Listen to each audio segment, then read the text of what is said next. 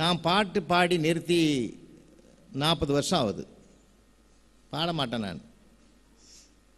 நான் ஸ்கூலில் படிக்கிற காலத்திலேயே பாட்டு போட்டியில் கலந்துக்கின்னு முதல் பரிசு வாங்கினவன். ஏன்னா நான் கலந்துக்கிட்டது நான் ஒரு ஆள் தான். எங்கள் ஹெட்மாஸ்டர் அடிஷ்னலாக ஒரு ப்ரைஸ் கொடுத்தாரு. எதுக்குன்னு கேட்டேன். இனிமேல் வாழ்நாளில் நீ பாடாதரான்னாரு. ஐயா அவருடைய வாக்கை நான் தாரக மந்திரமாக வச்சுருக்கேன். 2-3 அறை சொன்னார். கடவுள் இருக்கிற கர்ப்ப கிரகம், அதுக்குன்னு பேர் கர்ப்ப கிரக கருவறை. நாம் ஜனித்தது தாயின் கருவறை. உறவுக்கு தந்தது கருவறை, உலகத்துக்கு தருவது வகுப்பறை. கருவறையில் கூட நம்ம 10 மாதம் தான் தங்கியிருக்கிறோம். ஆனால் வகுப்பறையிலே 16 ஆண்டுகள் தங்கியிருக்கிறோம். அது நமக்கு உலகத்தினுடைய வெளிச்சத்தை, விழிகளை திறந்து சிந்தனையை திறக்க வைக்கிற களம், இடம். படிங்கன்னு அழகா உதாரணங்கள்லாம் சொன்னார். ஆனால் இன்னைக்கு பிள்ளைகள் நல்லா தானே படிக்கிறாங்க. ஆனால் அதை இன்னும் வலியுறுத்தணுன்றார். ஏன்னா 95 மார்க் என் கிளாஸில் அமுதா கண்ணீர் விடுது. ஏண்டாமா நீ தானடா ஸ்கூல் ஃபஸ்ட்டு, ஏன் ஆனந்தப்பட வேண்டிய இடத்துல அழுவுற? 5 எங்கே போச்சுன்னு ஒரே ஃபீலிங்காக இருக்குது சார். இந்த பக்கம் சுந்தரமூர்த்தி கலகலகலனுங்கிறான். என்னடான்றான், அந்த 5 ஏங்கிட்ட இருக்குதுன்னா. ஏன்னா இன்னைக்கு இருக்கிற நிலைமை அப்படி இருக்குது. பண்பாடுன்னா அப்படி தான் இருக்கணும். பண்பாடு என்பது படிப்பு வேற, பண்பாடு வேற. அந்த பண்பாடு இயல்பாக வரணும், ஒவ்வொரு மனிதனுக்கும் இயற்கையாக இருக்கணும் அப்படின்னார். ரொம்ப அருமையாக பேசியிருக்கார். அது உண்மைதான். மதுரைக்கு பக்கத்தில் என் தம்பி முறையா போகணும், அவன் இறந்துட்டான். மாட்டுத்தாவணியில் லீவு சர்வீஸில் இருக்கிற மாட்டுத்தாவணியில் இறங்கி ஒரு ரோஜா மாலையை கொண்டு போய் போட்டு அவன் புள்ள பிஎஸ்சி செகண்ட் இயர் படிக்கிறான். கதறி கதறி அழுதான். என்னை நிமிந்து பார்த்துட்டு சொன்னான், பெரியப்பா நீ எல்லாம் இருக்கும்போது அப்பா போயிட்டாரேன்னா. நீங்கள் சிரிக்கிறீங்க, நான் 15 நாள் மெடிக்கல் லீவ் போட்டு வேலைக்கே போகல. 1000 படிச்சிருந்தாலும் அவனுக்கு அந்த பேசுகிற அணுகுமுறை தெரியல. பார்த்தீங்களா? அறிவு வேறு, அணுகுமுறை வேறு. அந்த அணுகுமுறையை அழகாக படம் பிடித்து காட்டின அன்பு அவர்களுக்கு பாராட்டுக்கள். இப்பெல்லாம் ஒரு காலம் வேற. எங்கள் தாத்தா காலத்தில் 4 பேர் உட்காந்து ஆம்பளைங்க வாசலில் பேசுனாங்கன்னா எங்கள் பாட்டி வந்தாலே எங்கள் தாத்தா கத்துவார். 4 ஆம்பளைங்க பேசுகிற இடத்துல உனக்கு என்ன வேலை, உள்ளப்பா அப்படின்னார். ஆனால் எங்கள் அப்பா என்ன சொன்னார், எங்கள் அம்மா கிட்ட அப்படி சொல்லலை. உள்ளகிட்ட போயிடாத, இங்கே நில்லுன்னார். உன் தைரியத்தில் தான் நான் உட்காந்துக்கிறேன்னார். நான் என்ன சொன்னேன், என்னம்மா கேட்குறாங்க, என்ன பதில் சொல்கிறதுன்னு என் வீட்டு அம்மாவை கேட்டேன். இப்போ என் பையன் அட்வான்ஸாக போட்டான், எதுவாக இருந்தாலும் அவங்ககிட்ட கேட்டுக்கிட்டு போயிட்டான். இந்திய தேசத்தின் பண்பாடு வேறு. உலக நாடுகளில் நான் பல நாடுகளுக்கு போயிருக்கேன். எல்லா நாடுகளிலுமே மாற்றம் இருக்குது. சமீபத்தில் கென்யா போயிருந்தேன். கென்யாவினுடைய தலைநகர் நைரோபியில் ஒரு வாரம் தங்கியிருந்தோம். அந்த நாகரிகமே டோட்டலாக தனியாக இருக்குது. ஒரு நாளைக்கு நம்மோட அது ஒத்து வராது.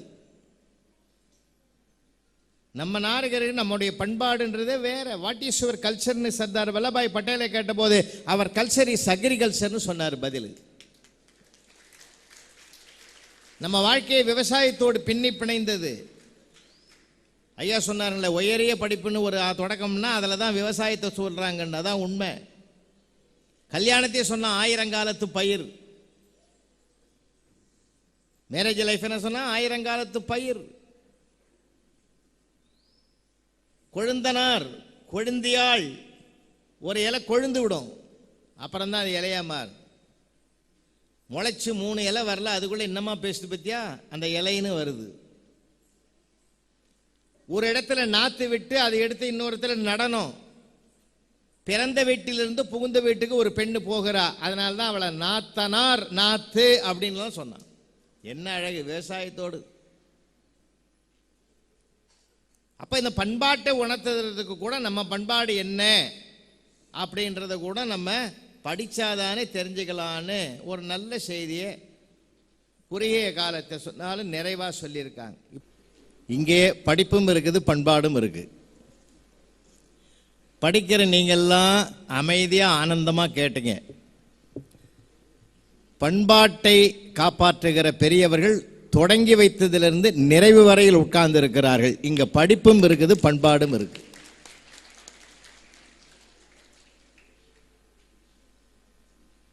ஒன்றரை மணிக்கெல்லாம் முடிக்கணும்னாங்க. 1:20 10 நிமிஷத்தில் ஒன்றும் தீர்ப்பெல்லாம் சொல்ல முடியாது. தீர்ப்பை அடுத்த பொங்கலுக்கு ஒத்தி வச்சுட்டு, நம்ம நாட்டில் தான் ஒத்தி வைக்கிறாங்களே, நம்ம ஒத்தி வைக்க முடியாதா? அப்போ தான் உங்களை மீண்டும் சந்திக்கிற வாய்ப்பு எனக்கு கிடைக்கும். என்னமோ அந்த பிள்ளைகள் இடத்துல நிறைய பேசணும் போல் இருக்கு எனக்கு. என்ன கேட்குறது அழகாக கேட்குறீங்க, எங்கே கை தட்டணுமோ அங்கே நுட்பமாக செயல்படுறீங்க. சில இடங்கள்லாம் நாங்கள் பின்வாங்கிய இடங்கள்லாம் உண்டு. அப்படி ஒரு ஆர்வத்தோடு கேட்டீங்க. படிப்பு வேணும், பண்பாடு வேணும். கவனமாக படிங்க. எவ்வளவு நேரம் படித்தோம் என்பது முக்கியமில்லை, என்ன படித்தோம் என்பதுதான் மிக மிக முக்கியம்.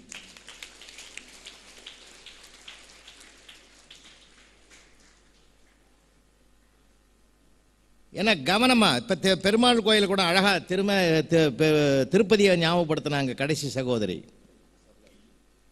சரளாதேவி. இந்திய தேசத்திலேயே அதிகமான பணம் குவியற பணக்கார சாமி அதுதான். ஏன் தெரியுமா? இந்திய தேசத்திலே எந்த கோவில்லையும் அந்த மாதிரி ஒரு தரிசன காலம் இல்லை.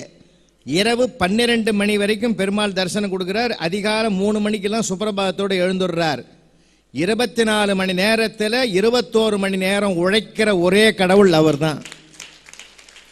நீங்க அதிகமாக உழைச்சிங்கன்னா அதிகமாக செல்வத்தை ஈட்டலாம் என்பதுதான் அவர் நம்ம கற்றுக் கொடுக்கிற பாடம். அதான் முக்கியமானது.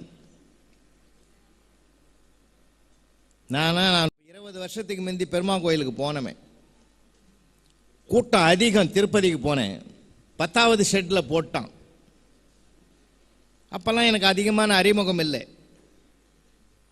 ஒவ்வொரு ஷெட்டாக போகிறதுக்கு எப்படியும் 1 hour ஆகிடும், 10 மணி நேரம் ஆகிடும். ஏழுகுண்டலவாடா வெங்கட்ரமணா கோவிந்தா கோவிந்தான்னு ஜனங்களாக ஆறுதலாக சொல்லிக்கிட்டே போனேன். கோவில் கிட்ட போயிட்டோம். 10 நிமிஷத்தில் பெருமாள் தரிசனம் கிடைக்கிற நேரம். இந்த பாழுங்கண்ணு சும்மா இல்லை, நிமிந்து பார்த்துட்டுது. எவனோ ஒருத்தன் பாதிக்கப்பட்டவன் எழுதிட்டான், ஜெயந்தி ஐ லவ் யூன்னு எழுதி வச்சுட்டு போட்டான். இந்த பாழுங்கண்ணு பார்த்து மூளைக்கு அனுப்பிடுது மெசேஜ். மூளை யோசிக்க ஆரம்பிச்சிருது, யார் அந்த ஜெயந்தி? அந்த பொண்ணு காதல் நிறைவேறிச்சா நிறைவேறலையா? மன உளைச்சல் வந்துட்டுது. மூளை மனம் எல்லாம் செயல்பட ஆரம்பிச்சிருது. அதுக்குள்ள ஜரகண்டி தூக்கி வெளியே போட்டான். 10 மணி நேரமா காத்திருந்தவன் 10 நிமிஷத்துல பெருமாளை பார்க்காம வந்துட்டான்னா, என் மனம் என்னிடத்தில் இல்லாத போது எதை இழக்கிறேன் என்று கூட எனக்கு தெரியாது. ஒவ்வொரு வினாடி பொழுதும் உங்கள் வெற்றிக்கு காரணமாக இருக்கிறது. கவனமாக படியுங்கள். கவன சிதைவு வந்துட்டா ஒண்ணுமே பண்ண முடியாது. அதனால்தான் அழகா சொல்றாங்க. அருமையா அந்த பிள்ளை நல்லா பேசினாங்க. பண்பாடு இருந்தாலும் அழகாக பேசினாங்க. துப்பட்டா அவங்க பேசும்போது ஞாபகம் வந்துடுது. நான் ஒரு தடவை பஸ்ஸில் போகிறேன், ஒரு பொண்ணு ஸ்கூட்டரில் போகுது, அது கழுத்தில் போட்டுங்குது, துப்பட்டா பறக்குது. அம்மாடி துப்பட்டா துப்பட்டான்னு துப்பிட்டு போயேன், ஏன் என்ன கேட்குறேன்னு. அது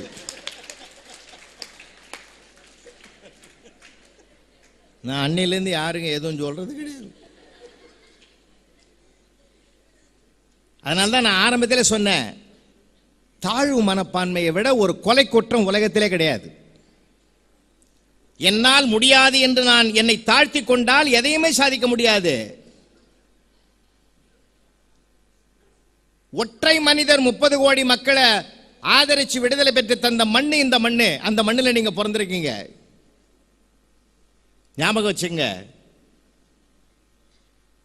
அமெரிக்க அதிபராக இருந்த ஒபாமா அவர்கள் மும்பை கல்லூரிக்கு வருகை தந்த போது உரையாற்றிட்டு கீழே இறங்குறாரு, மாணவர்களை சந்திக்கிறாரு. அதுல ஒரு இந்திய மாணவன் கேட்டான், மிஸ்டர் ஒபாமா, நீங்கள் யாருடனாவது பக்கத்தில் உட்கார்ந்து சாப்பிட வேண்டும் என்று விரும்பினால் யாரை தேர்வு செய்வீர்கள்? அவர் உயிரோடும் இருக்கலாம், இறந்தவராகவும் இருக்கலாம். அப்படி என்றால் நான் தேர்வு செய்வது அண்ணல் காந்தியடிகளை. எப்பொழுதோ இறந்து போன மனிதரை நினைவுபடுத்துகிறீர்களே, என்ன காரணம்? உயிரோடு இருக்கிறவருடைய நாட்டை நீங்கள் சொல்லியிருந்தால் அந்த நாட்டினுடைய நட்புக்கரம் உங்களை நோக்கி நீட்டி இருக்குமே. மறைந்து போன தலைவரை நினைவுபடுத்த என்ன காரணம்? ஒபாமா சொன்னார், மகாத்மா காந்தி தென்னாப்பிரிக்காவில் கால் வைக்கவில்லை என்றால் இந்த ஒபாமா வெள்ளை மாளிகையில் கால் வைத்திருக்க முடியாது. எவ்வளவு பெரிய தேச தலைவரை பெற்ற மண்ணையா அந்த மண்ணு? நீ பாரத திருநாட்டில் பிறந்திருப்பதற்கு புண்ணியம் செய்திருக்க வேண்டும். இது ஒரு ஆன்மீக பூமி, ஞானிகள் நடமாடிய புண்ணிய பூமி. என்னை பொறுத்தவரையில் நான் உளமாற சொல்லுகிறேன், ஆழ் மனதிலிருந்து சொல்லுகிறேன், எனக்கு நான் ஏகப்பட்ட கோயில்களுக்கு பயணம் பண்ணவேன். இங்க இல்ல, உலக நாடுகள் அத்தனை இடங்கள் எங்க போனாலும் கோயில்களுக்கு போய் வந்தவன். ஒவ்வொரு கோயிலையும் ஒரு வைப்ரேஷன் இருக்கும். ஆண்டவனே அவதாரத்தை நிறுத்தி கொண்டான்.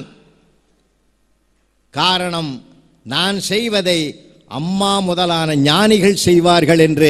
அந்த அம்மாவினுடைய அருள் நிழலில் நீங்கள் பயிராகிறீர்கள் என்றால் எவ்வளவு பெரிய புண்ணியம். இது இப்ப தெரியாது உங்களுக்கு, அந்த வைப்ரேஷன் பிற்காலத்தில் தான் தெரியும். சத்தியமிட்டு சொல்லுகிறேன், நானும் அப்படிப்பட்ட ஒரு ஆன்மீக ஞானியிடத்தில் தான் 4 ஆண்டுகள் பயிற்சி பெற்றவன், புலவர் படித்தவன். அதனாலதான் உலகம் பூரா அவருடைய அருளாசியினால வலம் வர. இந்த இடத்தில் கூட இன்றைக்கு நாங்கள் பேசுவதற்கு நியமனம் இல்லாமல் எங்களால் வர முடியாது. இறைவன் இத்தனை ஆண்டுகள் கழித்து நாங்கள் வர்றோமே. அவனன்றி ஓரணுவும் அசையாதுன்னு பெரியவங்க சொன்னது உண்மை. எல்லாவற்றுக்கும் ஒரு காரணம் உண்டு. நல்லா படிங்க, கவனமா படிங்க. வெறும் மார்க் மட்டும்தான் இந்த உலகம் பார்க்கிறது. போராட்டம், போட்டி உலகம். ஆனால் அந்த போட்டி உலகத்தில் ஜெயிக்கணும். சதாசிவன் சொன்னதிலேயோ தாமரை சொன்னதிலேயோ அந்த தப்பும் இல்லை. அழகா சொன்னார் பழைய பாட்டை, பிச்சை எழுத்தாலும் படிடா. அதனால்தான் பிள்ளைகள் எல்லாம், இந்த தேசத்தில் உள்ள தமிழ்நாட்டில் உள்ள பிள்ளைகள் எல்லாம் அறிவிலே முன்னேற வேண்டும். என்னரும் தமிழ்நாட்டின் கண் எல்லாரும் கல்வி கற்று பன்னரும் கலைஞானத்தால் பராக்கிரமத்தால் உயர வேண்டும் என்று பாவேந்தர் விரும்பிய விருப்பத்தை நிறைவேற்றுவதற்கு பெருந்தலைவர் காமராஜர் மதிய உணவு திட்டத்தை கொண்டு வந்தார். ஒருத்தன் கேட்டான் சட்டசபையில், ஒருவேளை இந்த திட்டத்தை செயல்படுத்த முடியாமல் போய்விட்டால் வீதியில் பிச்சை எடுத்தாவது இந்த திட்டத்தை நிறைவேற்றி கற்க வைப்பேனார். நான் ஒருவன் படிக்காவிட்டாலும் என் தேசத்து பிள்ளைகள் படிக்க வேண்டும் என்று விரும்பிய பெருந்தலைவர் என்ன அருமையான படிப்புக்கு ஒரு முக்கியத்துவம் கொடுத்தார். பள்ளி அறையிலே ஒரு விளக்கை அணைக்க வேண்டியவர் அவர் வாழ்க்கையிலே. ஆனால் பள்ளி அறையில் விளக்கை அணைக்காமல் பல பள்ளி அறைகளிலே விளக்கை ஏற்றி வைத்த பெருந்தகை பெருந்தலைவர் காமராஜருக்குத்தான் உண்டு. எவ்வளவு பெரிய புண்ணியமா உங்களுக்கெல்லாம். உங்க காலம் பொற்காலம். ஐயா சவுந்தரராஜன், நாங்களாம் படிக்கிற காலத்தில் இந்த வசதி இல்லை, வாய்ப்பு இல்லை. நாங்களா ஒரு தன்முனைப்போடு படித்தவர்கள். படிக்காட்டாலும் பரவாயில்லைன்னு சொன்ன காலம் அது. இப்ப அப்படி இல்லை. அப்பாவுக்கு அம்மாவுக்கு ஒரு அவேர்னஸ் வந்திருக்கு. என் பிள்ளை படிக்கணும், உலகம் பூரா போகணும், மாபெரும் வெற்றியை தேடணும். என்ன, நான் நாசாவுக்கு போனவன். நாசாவுக்குள்ள ஒரு 2 நாள் போனேன். அமெரிக்க பயணத்தில் ஒரு 3 மாத காலம் 5 மாநிலங்களில் பயணம் பண்ணும்போது 2015 நான் போனேன். அங்க போன பிறகுதான் தெரிஞ்சது அற்புதமான ஒரு பெருமை. அங்க இருக்கிற இளம் விஞ்ஞானிகளில் 5% தமிழ்நாட்டு பிள்ளைகள் என்று கேள்விப்படுகிற போது நான் அடைந்த ஆனந்தத்துக்கு அளவே இல்லை. இன்றைக்கு இஸ்ரோவினுடைய தலைவர் சிவன் நாகர்கோயில் மண்ணுக்கு சொந்தக்கார ஒரு தமிழன். சிந்திச்சு பாருங்க. போட்டி உலகம், நாம ஜெயிக்கணும். கடுமையா போராடுங்க, கவனமா போராடுங்க. 50 டாக்டருங்க சர்ஜரி முடிச்சு வீட்டுக்கு புறப்பட போறாங்க. அவங்களுக்கு அந்த சகிப்புத்தன்மை, கவனம் இருக்கிறதா? ஏன் சர்ஜரி பண்ற டாக்டர் கவனச்சிதைவு இருக்குதா, கவனம் இருக்கிறதா என்று பரிசோதிப்பதற்கு டீன் ஒரு வச்சாரு. கூவம் ஆற்றிலே ஓடுகிற சாக்கடை தண்ணீரை ஒரு டம்ளர்ல கொண்டு வந்து டேபிள் மேல வச்சு 50 பேருக்கு முன்னாடி நான் செய்வது போல செய்யுங்கன்னாரு. ஆள்காட்டி விரல வேகமா வச்சு வாயில வச்சு சுவைச்சு ரசிச்சு சாப்பிட்டாரு. எல்லாம் அருவருப்பா பார்த்தான். ஐயோ இப்படியாடா செய்யணும், செய்யுங்கடான்ட்டாரு. ஒவ்வொருத்தனா வந்தான், வாந்தி எடுத்தான். ஒரே ஒரு ஆள் மட்டும் வாந்தி வரல, ஒன்றும் வரல, ஜெயிச்சுட்டான். 49 பேர் வாந்தி எடுத்தா நீ எப்படி? நீங்க என்ன செஞ்சீங்களோ அதை நான் செஞ்சேன்னா. நான் என்ன செஞ்சேன்? ஆள்காட்டி விரல வச்சுட்டு நடு விரல தான் வாயில வச்சிங்க. சாக்கடை தண்ணிக்குள்ள வச்சது ஆள்காட்டி விரல், வாயில வச்சது நடு விரல். மற்றவங்க ஏன் பார்க்கல தெரியுமா? 49 பேர் கண்ணை மூடிக்கணும். ஐயோன்னு நான் ஒருத்தன் தான் உத்து பார்த்தேன், நீ என்ன பண்றேன்னு. ஞாபகம் வச்சுங்க, 1000 பேர் இருக்கட்டும், நாம இருக்கணும். ஞாபகம் வச்சுங்க, நமக்குள் நாம் தான் பயணம் பண்ண வேண்டும். நாம் எதுவாக மாற வேண்டும் என்று சதா நினைக்கிறோமோ நாம் அதுவாகவே மாறுவோம் என்பதுதான் உபனிஷத்தினுடைய சாரம். உங்களுக்குள்ள நீங்க பயணம் பண்ணுங்க, யார் பேச்சும் கேட்காதீங்க. எக்ஸாமினேஷன் எழுதி முடிச்சுட்டு வெளியே வந்தா கூட இன்னொருத்தன அபிப்பிராயம் கேட்காதீங்க. அவன் எதையாவது சொல்ல அடுத்த பரீட்சை பாதிக்கும். போயிட்டே இருங்க, அவ்வளவுதான். அடுத்ததுக்கு தயாராகுங்க. நான் நந்தன ஆர்ட்ஸ் காலேஜுக்கு ஒரு தடவை போயிருக்கும் போது ஒரு பையனை பார்த்தா ஆச்சரியப்பட்டேன். என் அறிவு எவ்வளவு அவனுக்கு வேலை செய்யுது, என் படிப்பு அவனுக்கு எவ்வளவு கை கொடுத்துக்குது. அவன் தோல்வி அல்ல, தோல்வியினால் தன் உயிரை மாய்த்து கொள்ள அவன் விரும்பல. பேப்பர்ல படிக்கிறான், காதல்ல தோல்வி தற்கொலை, அதல தோல்வி, தேர்வுல தோல்வி தற்கொலை. எதுக்கு? அவன் ஒரு பையன் நந்தன ஆர்ட்ஸ் காலேஜில் காதல்ல தோல்வி அடைஞ்சிட்டான். ஆனாலும் கவிதை எழுதினாயா. நான் சைக்கிளில் வந்தேன் அன்பே என்றாள், நான் பைக்கில் வந்தேன் அத்தான் என்றாள், நான் காரில் வந்தேன் நீதான் என் கணவன் என்றாள், அத்தனையும் வாடகை என்றேன் அண்ணா என்றாள்.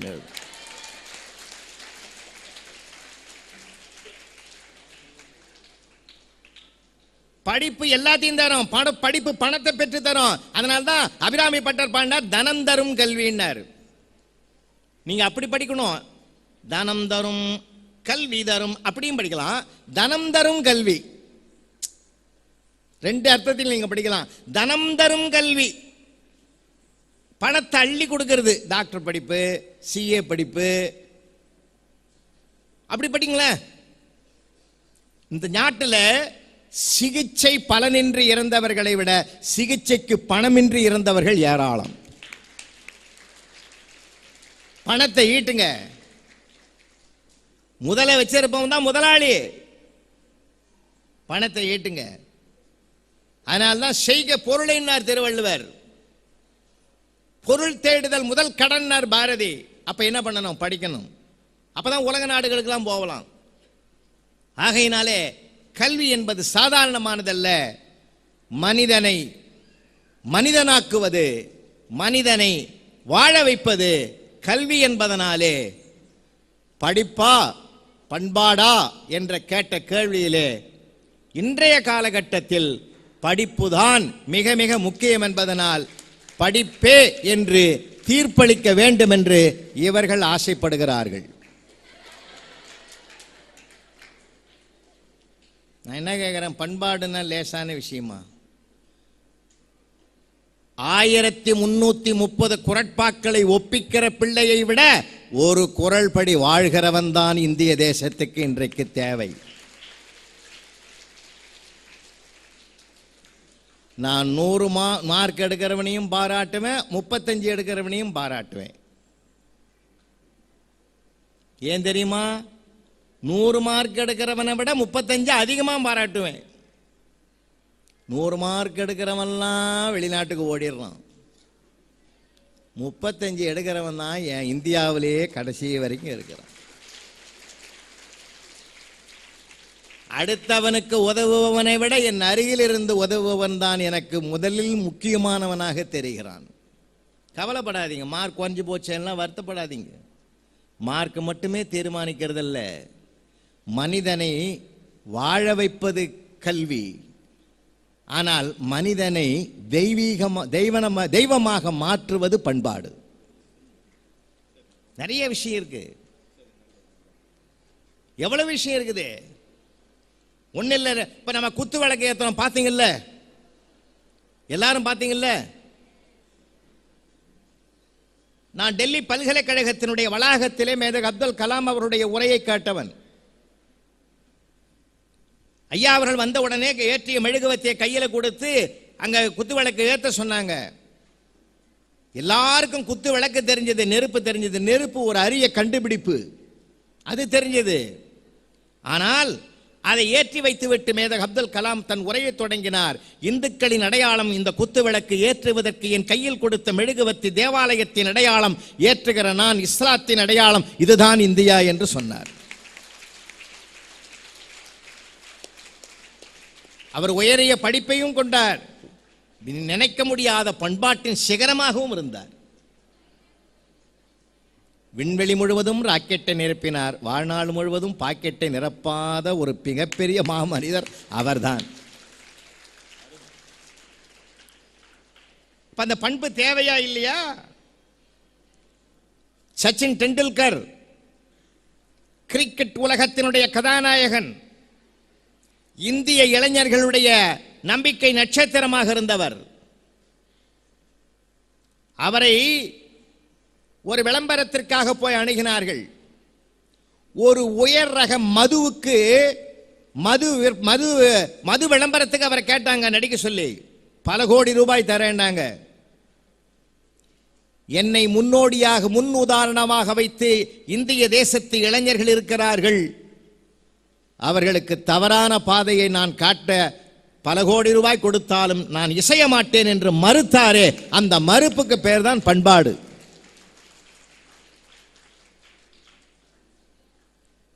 பண்பாடுன்னா லேசான விஷயம் இல்லை. நமக்கு பிள்ளைகளுக்கு தெரியணுன்றதுக்காக தான் சொன்னாங்க. நமக்கு அப்பாவை எப்படி கூப்பிடணும், அம்மாவை எப்படி கூப்பிடணும் கூட தெரியல. பையனே சொன்னான், அப்பா சாப்பிடவா. அம்மா சொன்னா மரியாதையா கூப்பிடுறா, அப்பா மரியாதையா சாப்பிடவா.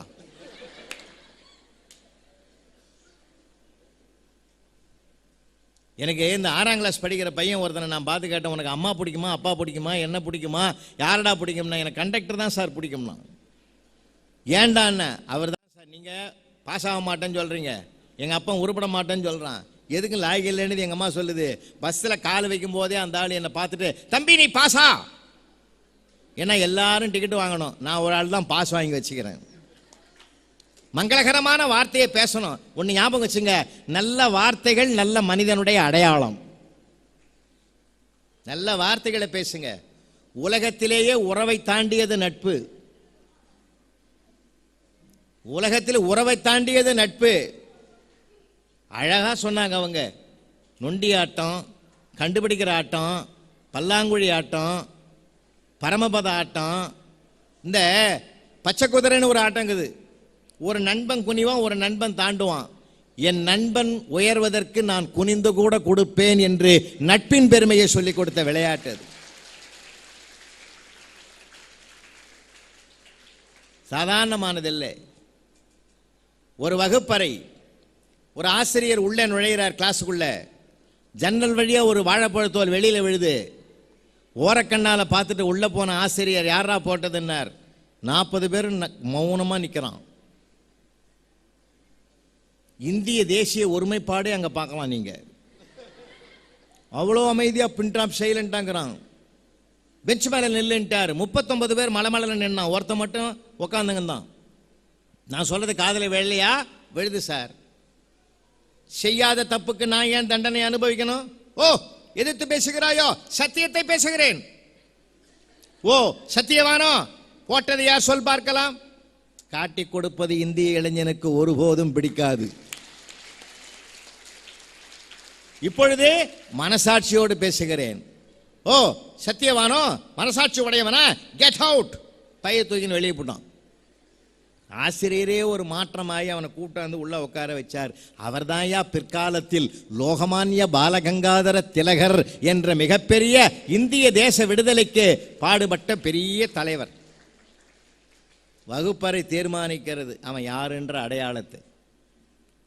சாதாரணமான விஷயம் இல்லை.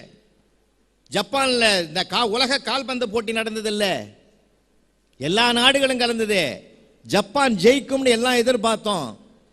ஆனா ஜப்பான் அதிர்ச்சி தோல்வி அடைந்தது. உலகமே அவர்களை பாராட்டியது தெரியுமா? தோற்றவனை உலகம் பாராட்டிய முதல் வரலாறு அதுதான். என்ன சொல்லி பாராட்டியது தெரியுமா? ஜப்பான் அதிர்ச்சிகரமாக தோல்வி அடைந்து விட்டது கால்பந்து போட்டியில். ஆனால் அவர்கள் கலாச்சாரத்தில் பண்பாட்டில் ஜெயித்து விட்டார்கள் எழுதலாம். ஏன் தெரியுமா? அந்த விளையாட்டு வீரர்கள் தாங்கள் தங்கி இருந்த அறைகளுடைய கழிப்பறை முதல் கொண்டு அத்தனையும் சுத்தப்படுத்தி விட்டு மைதானத்தில் தாங்கள் விளையாடுகிற போது வீசி எறிந்த குப்பைகளை எல்லாம் அவர்களே பெருக்கி தூய்மைப்படுத்தி விட்டுத்தான் தங்கள் நாட்டுக்கு போனார்கள் என்றால் ஒரு தோல்வியினால் நாங்கள் பாதிக்கப்படவில்லை, என் பண்பாடு பாதிக்கப்படக்கூடாது என்று செயல்படுத்தி காட்டியிருக்கிறார்கள் என்றால், நாம ஜெயிச்சிட்டாலும் தோத்தாலும் உட்காந்துக்கிற சீட்டை கழிக்கிறோம். அப்ப இதுதான் பண்பாடு. அந்த பண்பாட்டை காப்பாற்றி இருக்கிற அழகை அந்த கால்பந்து போட்டி நமக்கு அறிவுறுத்தி இருக்கிறது. அதனால படிப்பில்லாம பண்பாட்டுக்கு தேர்வு செய்ய முடியாது, பண்பாடு இல்லாம படிப்புக்கு மரியாதை கிடையாது. இப்ப ரெண்டுமே இருக்குது. அப்போ இதுக்கு ஒரு 50%, இதுக்கு ஒரு 50 மார்க் கொடுத்துடலாமா? இதுக்காயா உன்னை கூப்பிட்டோம்? எதையாவது ஒன்றை சொல்லு. ஒரு வரியில் சொல்ல வேண்டும் என்றால், படிப்பு அறிவை வளர்க்கும், பண்பாடு ஆன்மாவை வளர்க்கும். அந்த ஆன்மா என்ன சொல்லிக் கொடுக்கும் தெரியுமா? அப்பா, நான் வேண்டுதல் கேட்டு அருள் புரிதல் வேண்டும், ஆறுயிர்களுக்கெல்லாம் நான் அன்பு செயல் வேண்டும்னு சொல்லிக் கொடுக்கும். இன்னா செய்தாரை ஒருத்தல் அவர் நாண நன்னயம் செய்துவிடு என்று பகைவனுக்கும் அருள்வாய் நன்னெஞ்சே என்ற தனித்தன்மையை சொல்லிக் கொடுக்கும். அதுதான் பண்பாட்டினுடைய அழகு அடையாளம் என்றால், அறிவினால் ஆகுவது உண்டோ? பிரிதின் நோய் தன்னோய் போல் போற்றா கடையினார். இன்னொரு உயிரினுடைய துன்பத்தை தன் துன்பமாக கருதாதவன் அறிவிருந்தும் படிப்பிருந்தும் பயனற்றவன் என்று சொன்னார் திருவள்ளுவர். அதனால் அறிவும் வேணும்னார், பண்பும் வேணும்னார். அவரையே கேட்டேன் என்ன தீர்ப்பு சொல்லலான்னு. என்ன அறிவின் உச்சத்தையும் வலியுறுத்தினவர், பண்பாட்டின் உச்சத்தையும் வலியுறுத்தினவர். என்ன தீர்ப்பு சொன்னார் திருவள்ளுவர் தெரியுமா? இந்த உலகம் ஏன் இருக்கிறது தெரியுமா? பண்புடையார் பட்டுண்டு உலகம் அகுதென்றேல் மண்புக்கு மாய்வது மண்ணினார்.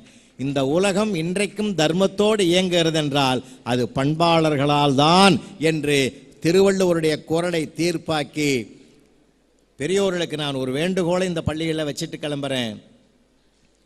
அத்தனை கலைகளிலும் முதலிலே மதிப்பெண் பெறுகிறவர்களையும் நாம் மேடையிலே கூப்பிட்டு பரிசு கொடுத்து பாராட்டுகிறோம்.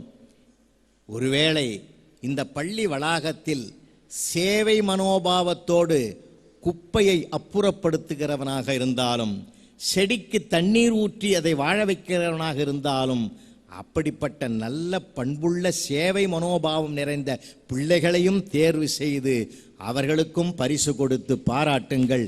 நாளைய இந்தியாவுக்கு அவர்கள்தான் அஸ்திவாரம் என்பதனாலே படிப்புக்கு 49 மதிப்பெண் அளித்து, பண்பாட்டுக்கு 51 மதிப்பெண் அளித்து, இன்றைக்கு படிப்பு வளர்ந்திருக்கிறது, பண்பாடுதான் வளர வேண்டும் என்ற நிலையில் இருப்பதனால் பண்பாடே வலியுறுத்த வேண்டிய சிறப்புக்குரியது என்று தீர்ப்பளித்து அத்தனை நல்ல உள்ளங்களுக்கும் நன்றி கூறி விடைபெறுகிறோம். வணக்கம்.